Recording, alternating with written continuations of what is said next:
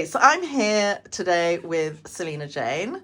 Salina, can you tell me about your background and what you do? Hi, welcome to my studio. This is my studio. So I am an artist, a London British artist, and my family are from Guyana. And I am currently doing a series of work about my grandmother, who I spent 6 weeks with in the summer of 1978. And that's kind of really all the time I got to spend with her. So I'm thinking about the memories of her and also collecting stories from other people and really delving into photographs and whatever I have to kind of have a conversation with her through my drawings and through my artwork. So this is the piece that you're currently working on, but I'd like you to take us around the room a little bit just to talk through the earlier pieces that you've been working on. Okay. So I'm going to move my camera around here. And yeah, here we are. So there's lots of different things going on in here. So, and I kind of move from piece to piece, but I've done a lot of sketches of her. It's quite funny. I've kind of, at one point when I got to this sketch, I thought, she wears earrings all the time. She really, loved her jewelry and very elegant, beautifully dressed always woman. And yeah, so, I'm kind of picking up clues about her. I think there's something quite powerful when you draw someone because you're looking and looking and looking and looking at those pictures and thinking about what do you know and what might that be and what are they wearing. So it is like a conversation, a way of getting to know her.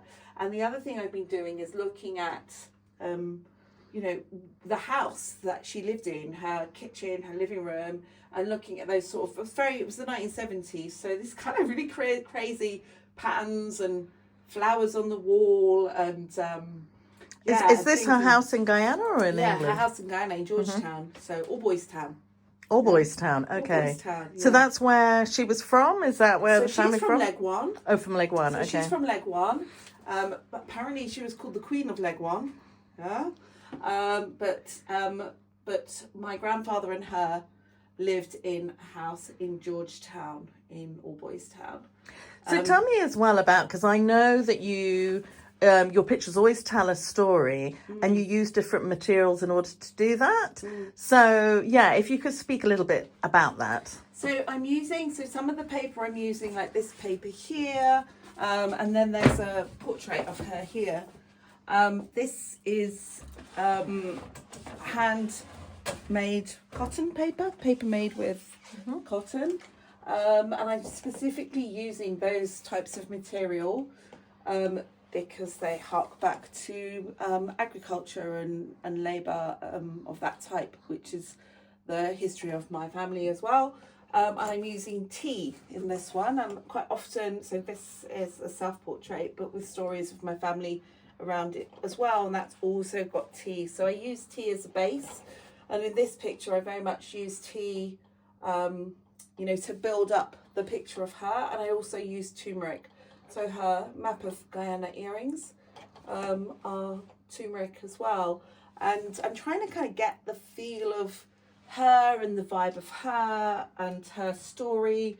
But also, I suppose it's a bit from a child's view because it's, all those missing bits that I don't know.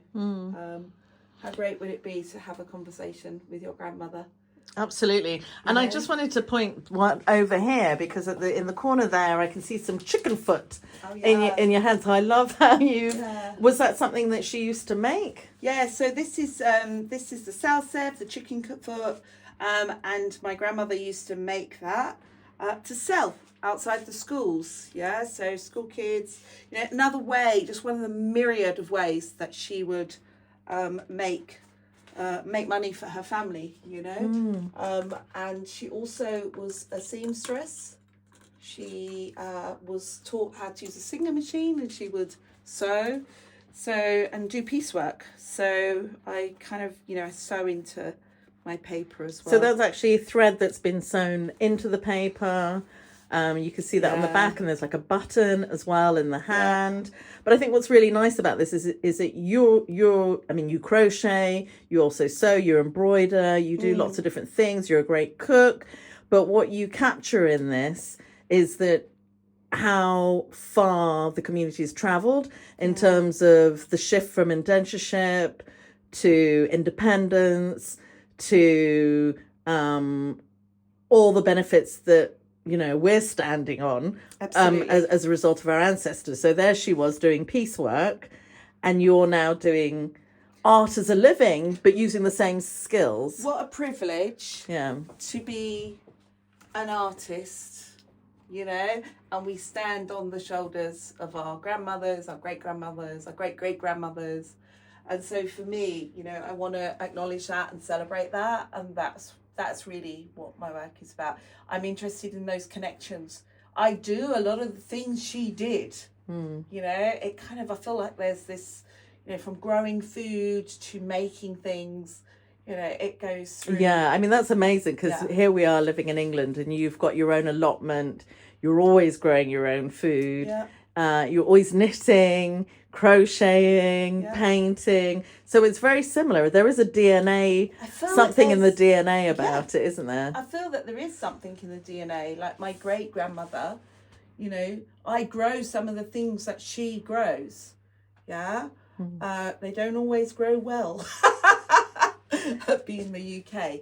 But I think it's, it's a way, even practicing those same arts is a way of holding those connections. But I'd love to be able to pour tea in the way that the flourish. the flourish that my grandmother would. So this is like probably the strongest memory for me of my grandmother is her pouring tea from one cup to another just to cool it down. Like for me, as an 8-year-old, that was magical.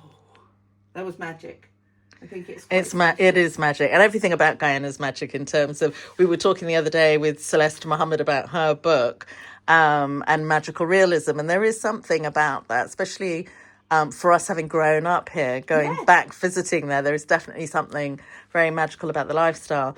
And so the reason I'm interviewing you today is just to say that Guyana Speaks will be having an event in February, on the 28th of February, that Salina is going to be contributing to.